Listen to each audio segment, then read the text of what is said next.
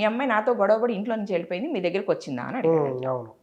పోలీసులు వచ్చి CC cam చూస్తే 15వ తారీఖు ఆ అమ్మాయి అపార్ట్మెంట్లోకి వెళ్ళింది అయితే ఉంది, కానీ ఆ అమ్మాయి బయటకు వచ్చింది ఎక్కడా లేదు. అవును.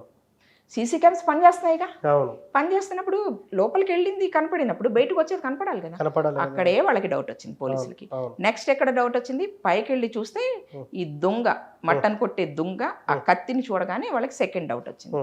ఆ డౌట్ రావడంతో వాళ్ళు అతన్ని పోలీసు ట్రీట్మెంట్ ఇచ్చి, పోలీస్ స్టేషన్కి పిలిచి పోలీస్ ట్రీట్మెంట్ ఇచ్చి అడిగితే చెప్పిన విషయాలు ఇవి.